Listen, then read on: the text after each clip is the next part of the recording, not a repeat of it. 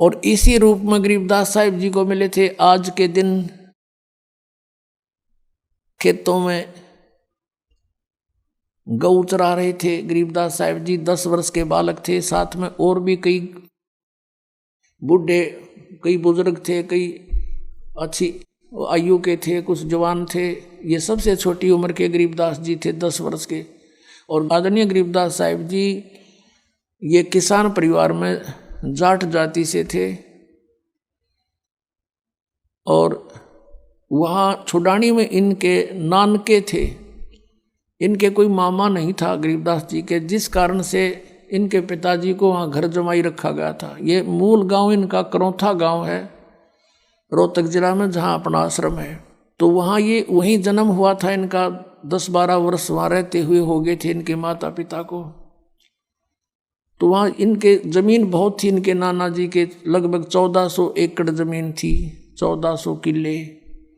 तो उसमें ज़्यादातर चरागाह बनाते थे, गौवें रखते थे, वही गौधन ही पाला करते थे। अपना गरीबदास जी भी उनके पाली जाते थे, गवाले और भी कुछ नौकर रखे हुए थे। कुछ वैसे गांव के अन्य व्यक्ति भी अपने गौओं को उन्हीं के खेतों में चराया करते थे। ऐसे कुल मिलाकर 10-20 पाली थे, गवाले थे। तो वहाँ परमात्मा सतलोक से चलकर आए, साधु रूप बनाकर दिन के 10 बजे के आसपास। उसमें सभी एक जांडी के पेड़ के नीचे बैठ के खाना खा रहे थे, पाली गवाले। परमात्मा आए, सतलोक से उतरे। उन्होंने देखा उस समय वो पैदल चले आ रहे थे। उन्होंने सोचा कोई राह चलता राहगीर है, यात्री है और महात्मा है। उन्होंने सब ने कहा कि महाराज आ जाओ, भोजन पालो। जिस जांडी के पेड़ के नीचे वो भोजन खा रहे थे, उसके साथ से रास्ता जा रहा था कबलाना गांव से छुडानी को। वहां बैठे थे। उन्होंने कहा आओ महाराज भोजन पाओ। परमात्मा ने कहा भोजन तो भाई मैं खा के आया हूं अपने गांव से।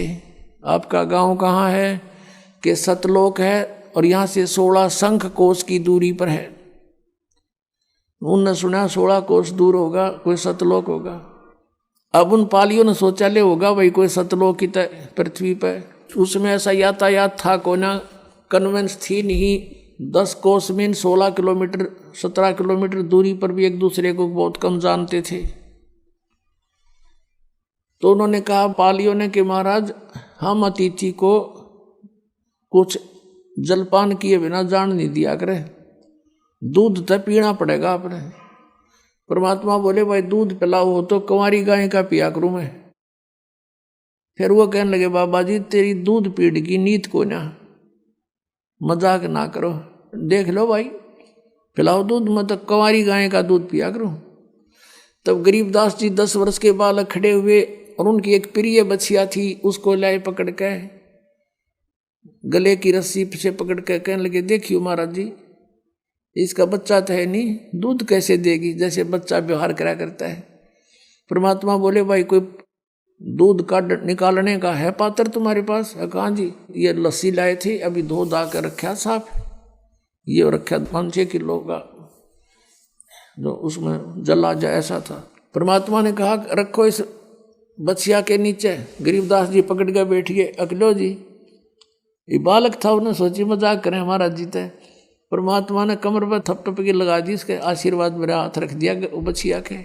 लंबे लंबे स्वतन हो गए और अपने आप दूध की धार बहगी, पात्र भरते ही बंद हो गया। बोलो सतगुरुदेव।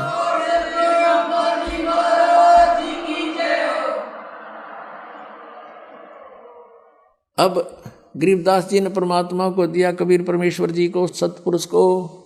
कुछ परमात्मा ने पिया, फिर कहा ले भाई पालियो आ जाओ तुम भी पी लो। ये सतलोक से आया हुआ है, यहाँ का नहीं है। अब वो पाली बोले अब ना पीवे, ये जादू जंत्र का दूध है, और तेरी के बेरा कौन सी जाति का है तू? उसने छुआछात बहुत ज्यादा थी। अब वो तो उठ कर चले गए। कहते सकल पदार्थ है जगमा ही, कर्महीन नर पावत नाही। गरीबदास जी बोले ला मुझे दो महाराज, और पी गए गट गट। फिर अब वो तो अमृतारा सतलोक थे, वो अमृत पिए पाछा आदि आत्मा वैसे ही निर्मल हो जाती है। फिर ज्ञान सुनाया। परमात्मा उनकी आत्मा को सचखंड लेकर गए, सारे ब्रह्मांड दिखाए। और उसके बाद उधर से कुछ देर के बाद पालियों ने देखा, रहे वो बालक कहा बाबा जी कित गया। वो कहते हैं बाबा जी तो गया दिखे। और वो लड़का वो बैठा, लड़की का लड़का, आवाज लगाओ उसको, बुला लो, यहाँ पर अपनी सेवा करेगा, गऊओं को घेरेगा। आवाज लगाई, नहीं उठे। एक जने ने जाकर निकट से कहा, अरे भगत ए गरीबू आजा। और बिल्कुल साथ जाकर उसको पकड़ के नहीं बोला, अरे भगत जी खड़ा हो, समाधि लाए बैठा। अब वो लुट गया क्योंकि आत्मा उसमें थी नहीं। सब ने चिंता होगी, सारे भाग कर आए, क्या हो गया क्या हो गया। अरे लड़की का लड़का मर गया, इकलौता पुत्र, अब वह लड़की मरेगी। हाहाकार मच गया, गांव में भागे आए 2 पाली, नगर में सन्नाटा छा गया, भागे गए। माता पिता बेहोश हो गए ये सुनते ही, पुत्र की मृत्यु सुनते ही। और वो गांव के लोगों का उधर चल पड़े, निकल कर वहाँ से लाई उठा करके। वहाँ लगे 5-4 घंटे उनको लाने ले जाने में, 7-8 शाम के समय उसका अंतिम संस्कार करने के लिए चिता पर रख दिया बालक के शरीर को। उधर से परमात्मा ने सारे ब्रह्मांड दिखा के, अपनी सतीति से परिचित करवा के और सारा कुछ बता दिया। जैसे जब परमात्मा दूसरे रूप में, जिंदा के रूप में साथ गए गरीबदास जी के, और ऊपर अपने ही दूसरे रूप में जो 3 सतीथि में परमात्मा क्रिया करते हैं, 3 शरीर सतीथि से, तो वहाँ सतीर सतीथि में जहाँ वो रहते हैं, उस एक बहुत बड़ा गुम्बद बना हुआ है, बहुत बड़ा, इस पूरी पृथ्वी से भी के जितना, और उसके सेंटर में मालिक विराजमान है। पृथ्वी तो ऐसे गोल है, वो ऐसे प्लेन है, ये ऐसा समझ लो। अब वहाँ बैठे भगवान नीचे से गए थे जिंदा के रूप में, तो परमेश्वर ने अपने ही दूसरे रूप पर चंवर करना शुरू किया।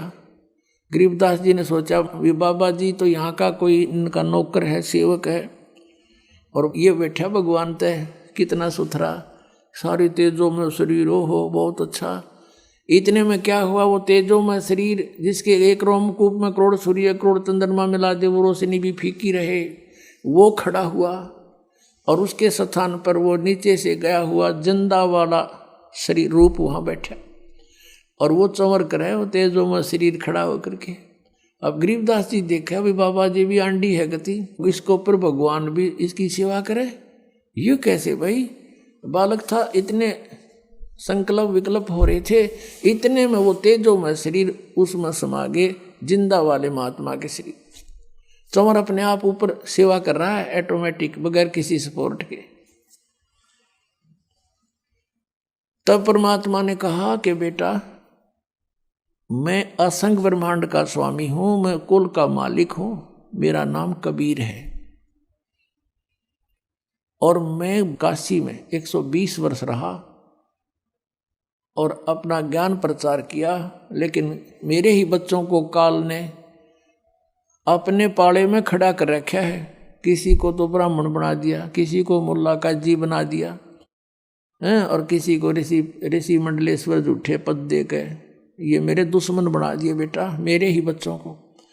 और फिर गरीबदास जी ने कहा, महाराज जी मैंने यहीं रख लो, क्योंकि मालिक ने बताया कोट जन्म तन भ्रमत हो गए, कुछ नहीं हाथ लगा रहे, सारी सृष्टि रचना सुनाई, और तुम यहाँ रहा करते। देखो गरीबदास, ये सारे मकान खाली पड़े, वो जितने वहाँ धक्के खाते अंडे एक एक झोंपड़ी में गुजारा कर रहे हैं, और यहाँ इनके ये सब मकान खाली पड़े हैं। तब गरीबदास जी ने कहा, परमात्मा मुझे यहीं रख लो, मुझे ना भेजो, यहाँ तो बड़ा आनंद है, बड़े ठाठ हैं सारे।